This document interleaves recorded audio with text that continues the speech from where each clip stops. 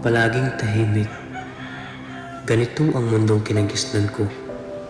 Walang salita, walang ingay. Isang katahimikan na minsan ay nakakapanatag. Ngunit madalas ay nag-iiwan ng kirot. Sa bawat araw, sinusubukan kong magpayag. Pero paano ko ipapakita ang damdaming hindi maririnig? Sa halip, pinili kong tumingin sa liwanag, sa mga anino, sa mga munting kilos na puno ng kwento. At ang kamera ang naging boses ko, ang mata ko sa mundong ayaw makinig. Ngunit kahit ang linti ng kamera ay hindi kayang itago ang bigat ng buhay.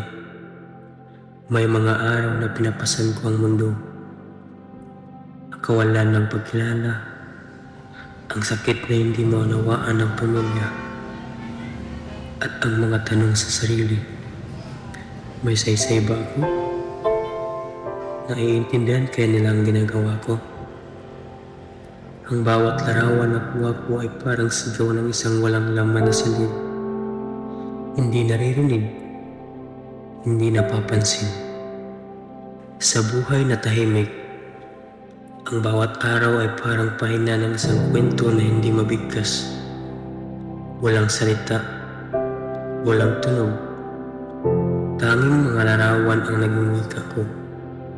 Sa bawat pagpitik ng kamera, sinusubukan kong ipakita ang mga bagay na hindi napapansin.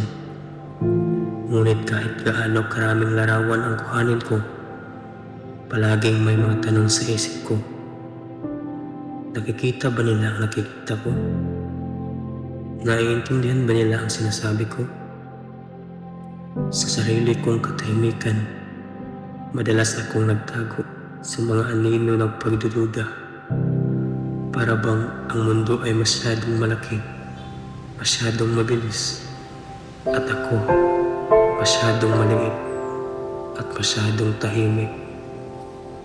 Hindi ko alam kung ano ang hinahanap ko. Marahil isang sagot, marahil isang tanda na may kabuluhan ng lahat ng ito. Patuloy lang ako, kahit hindi ko sigurado kung may makaririnig o makakakita. Totoo nga na ang buhay ay isang serye ng tahimik na kwento. Hindi lahat ay napapansin, hindi lahat ay naaalala. Sa tahimik kong mundo, maraming mga tanong sa isip na laging umiikot. Ngunit sa larawan na kinunan ko, unti-unti kong nakikita ang sagot. Napagtanto kong hindi ko kailangang magsalita para magpahayag. Hindi nila kailangang marinig ang boses ko para maunawaan ako. Sapagkat ang tunay na kwento, hindi kailangang sabihin. Ang mga aksyon, ang mga tingin, ang mga simpleng kilos, yun ang pinakamalalim na wika ng puso. Ang larawan ko ay paalala na kahit sa katahimikan, may damdaming mas malakas pa sa salita.